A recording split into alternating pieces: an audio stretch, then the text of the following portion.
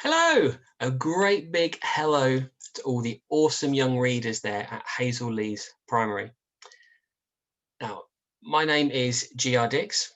You can call me Gary. I am a children's author. So I've been writing children's books for about 3 years, 3.5 years now. And thank you so much for inviting me to speak to you today. Unfortunately, I can't actually be with you in person. I can't come there and physically visit you like I usually would because of lockdown and everything that's going on at the moment. So what I thought I would do instead is record a message for you, so I can tell you a little bit about my books and a little bit about me as well. And then hopefully, maybe sometime next year, hopefully, fingers crossed, I'll be able to actually come and see you in person and talk to you and meet you all. And that would be great. So yeah, so I've been writing for a few years now. And when I was little, I used to love to read. I used to read Roald Dahl books. That was what got me into it at first. I used to love all sorts of things, and I would love nothing more than to pick up a book, open those covers, and to get lost between the pages there.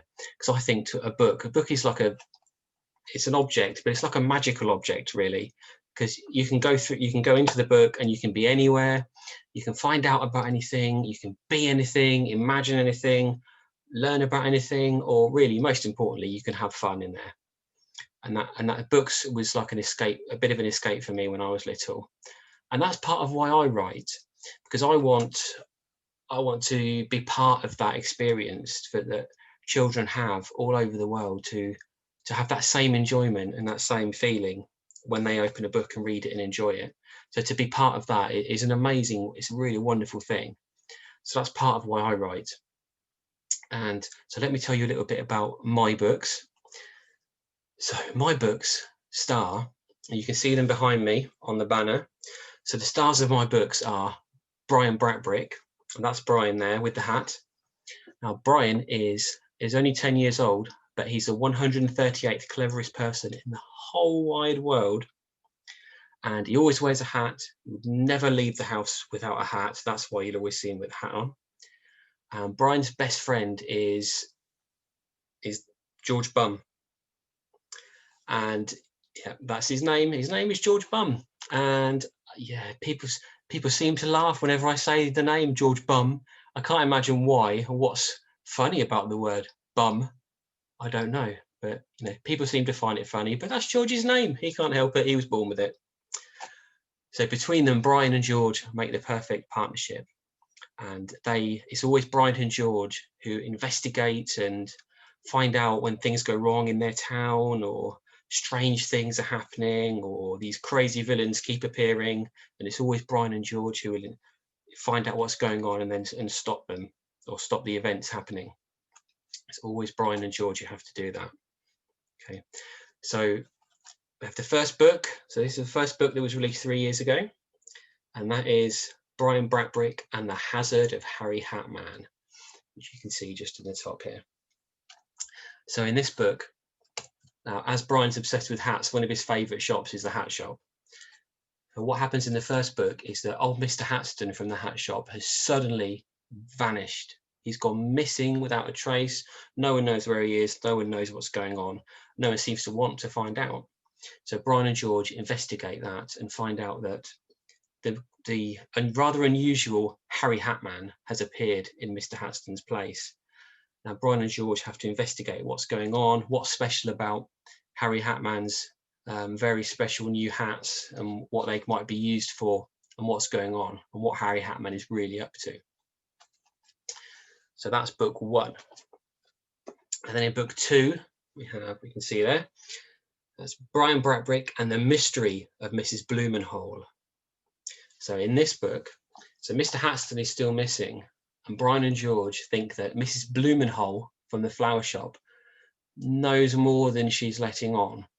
So that's what they have to investigate in this one, is solve the mystery of Mrs. Blumenhole. What does she know?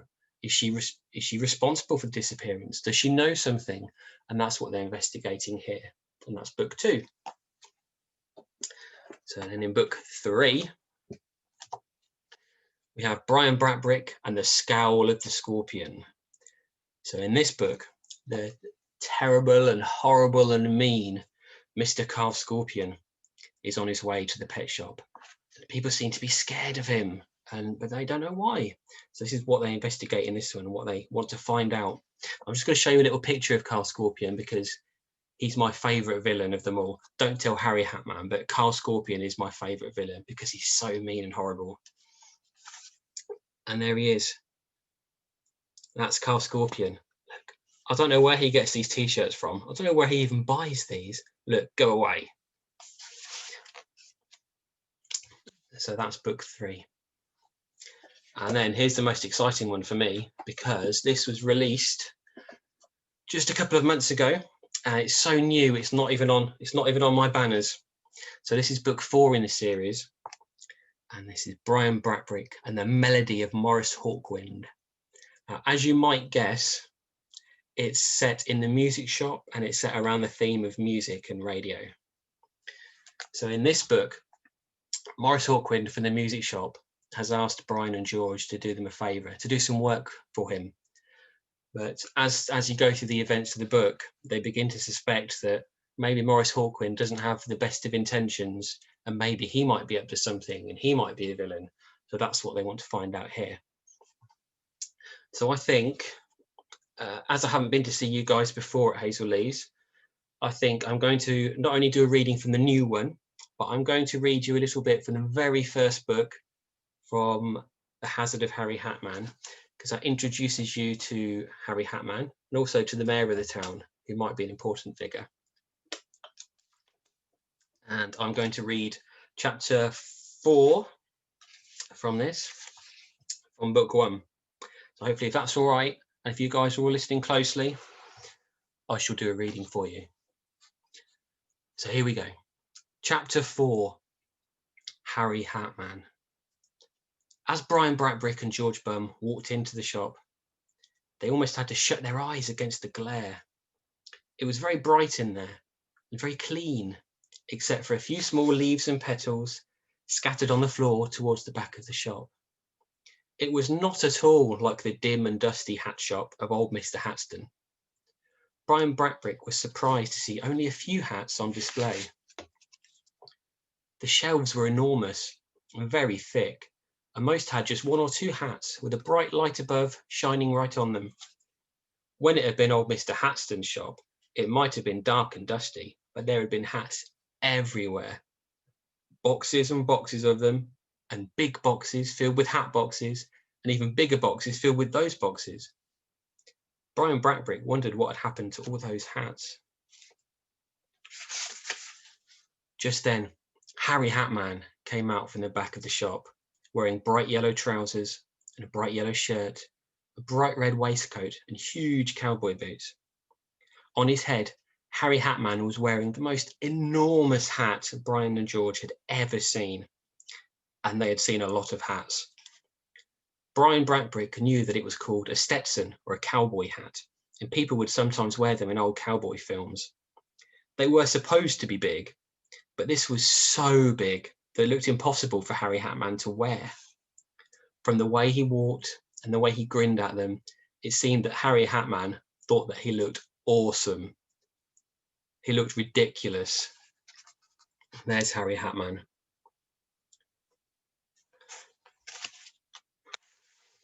Also, Harry Hatman seemed to have been waiting for Brian and George. "Hey there," said Harry Hatman, only he made the "hey" last a very long time. It was more like this.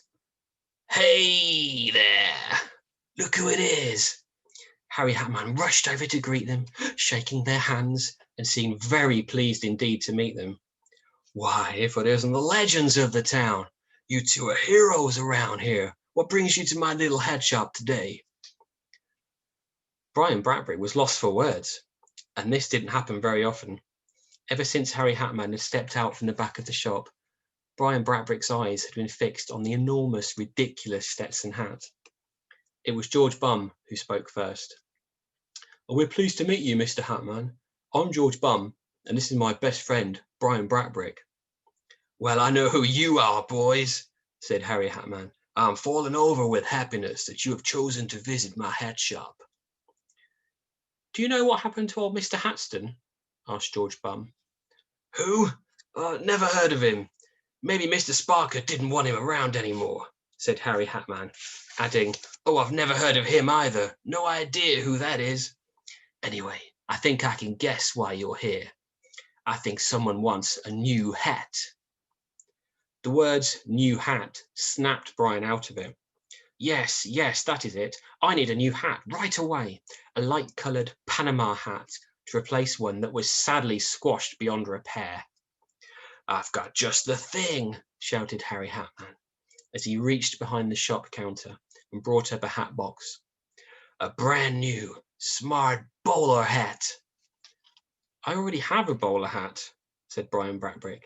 It is a Panama hat that I need, Mr. Hatman. Ah, said Harry Hatman, you don't have one like this. It is an extra special, extra smart bowler hat.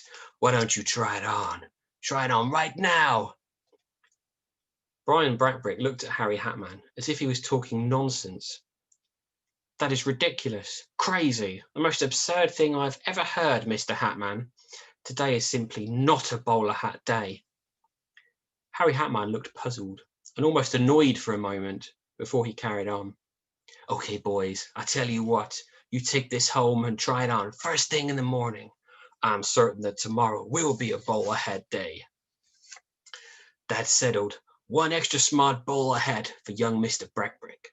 No money is needed. You take it home and try it on first.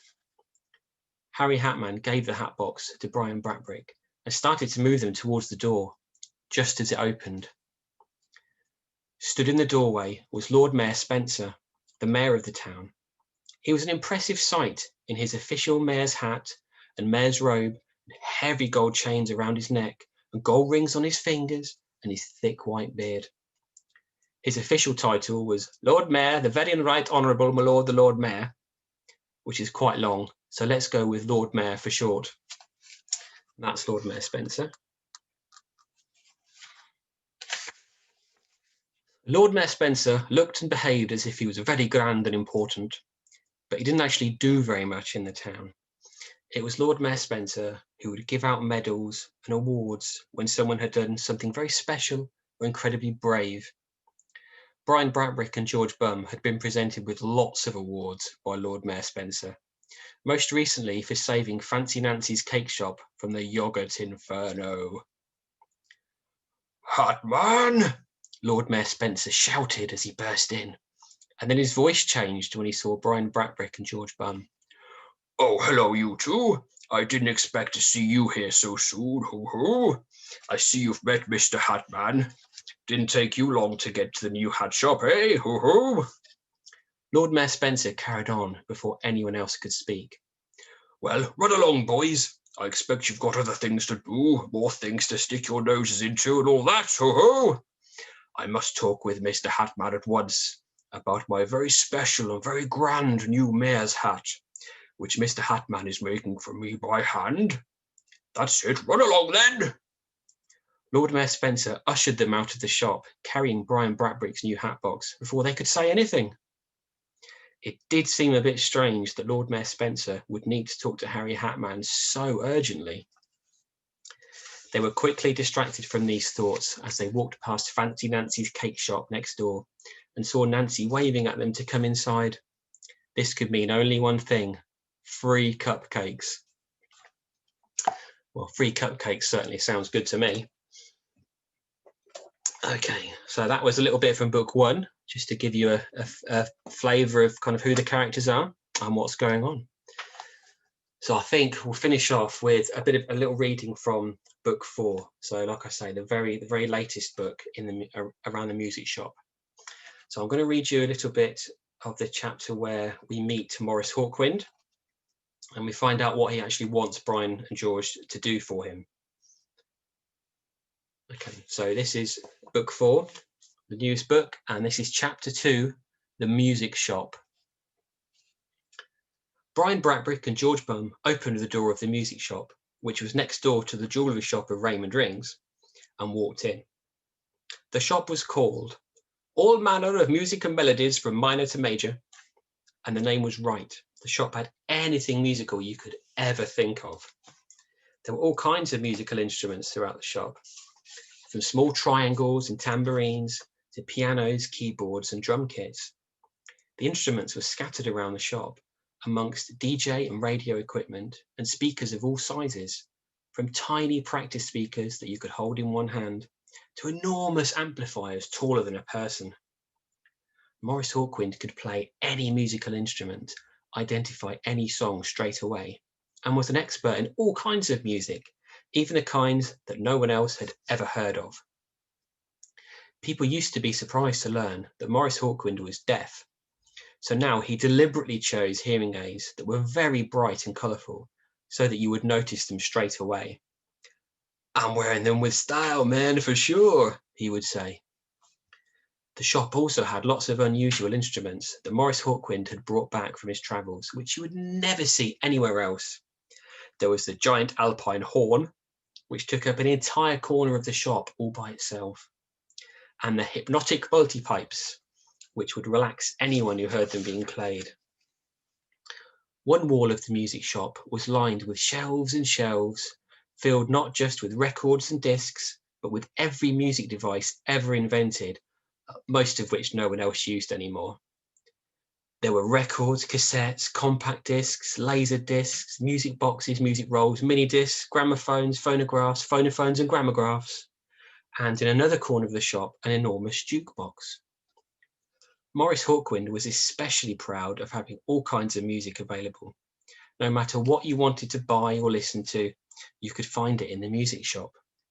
There was pop, rock and roll, heavy metal, country and western, country and eastern, rap, hip hop, chip shop, trip hop, trip up, trip over, garage, house, shed, grime, slime, punk, brass band, big band, little band, opera, musicals, music hall, entrance hall, electronic, technotronic, pumpatronic, blues, reggae, disco, and of course, Maurice Hawkwind's favourite music of all, jazz. As Brian and George were looking at the songs on the enormous jukebox, Maurice Hawkwind appeared from behind a huge stack of speakers with his arms full of little boxes. He had long, scraggly hair, was very thin, and he always looked as if he had just woken up. He would usually wear torn jeans and a t-shirt with the name of a band that no one else had ever heard of, such as Snot Goblin, Plastic Sneeze Guard, or Menace Machine. His current hearing aids were a bright, sparkly gold colour and were a gift from Raymond Rings in the jewellery shop next door. And there's Maurice Hawkwind. "Dudes," Maurice Hawkwind exclaimed, "just in time, awesome." "Good morning, Mr. Hawkwind," said Brian Brackbrick. Maurice Hawkwind gently put down the pile of boxes onto an old mixing desk. "I keep telling you dudes, call me Maurice. You don't have to call me Mr. like I'm the man or something, man." "Sorry, Mr. Hawkwind," said Brian. "Do you still want us to help you today, Mr. Hawkwind? I mean, Maurice," asked George Bum. "Sure I do, for sure. I've decided to share all my music with the whole town. Imagine how great it would be to have music around you all the time, no matter where you are in the town." Maurice Hawkwind picked up one of the little boxes. It was a small black speaker with a tiny aerial and a clear panel on the top. "I want you guys to put up these speakers for me all over the town. Every shop, every house, every street corner. Then I can beam all my music out from here to every speaker for everyone to hear." "But there are no leads or wires, Mr. Hawkwind," said Brian. "Solar powered, man," said Maurice Hawkwind, pointing at the clear panel on top of the speaker. "And this little area will pick up the signal." "So it is a radio," said Brian thoughtfully. "Not just any radio, dudes," said Maurice Hawkwind. "The best kind of radio. Hawkwind radio. All types of music, changing every hour." "What if someone doesn't want to listen?" asked George. "I've thought of that too, man," said Maurice Hawkwind, and he showed them a switch on the bottom of the speaker. One side said on, and the other side said off. "Why do you need us to put the speakers up, Mr. Hawkwind?" asked Brian. "I need to stay here and set up the transmitter," said Maurice Hawkwind, pointing to a bigger black box with lots of lights on the front. Besides, you're the guys who get things done. You're the dudes, the real deal. Very well, said Brian. I do not think you have enough speakers here to cover the town. There are piles of them in the back room, man, said Maurice Hawkwind. Brian and George looked at each other and rolled their eyes. This was going to take all morning. There we go. So that was a little snippet of book 4 for you, just to let you meet Maurice Hawkwind and see what he's like and what he's all about. So, okay, I think what we'll do is, if you guys would like to ask me any questions, which I usually do on one of my visits, if you can let your teachers know, get all your questions to them and they'll send them to me. And what I'll do then is I'll make another of these recordings and I'll try and get through as many of those questions as I can. So you can ask me anything, simple questions, small questions, easy questions, hard questions, complex questions. Ask me whatever you like. There are no silly questions.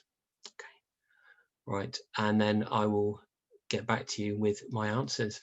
And hopefully, fingers crossed, I'll be able to come in and see you next year sometime and see you in person. And yeah, so all that remains is to say thank you guys for being very patient and listening, and hopefully see you soon. So bye everyone. Bye.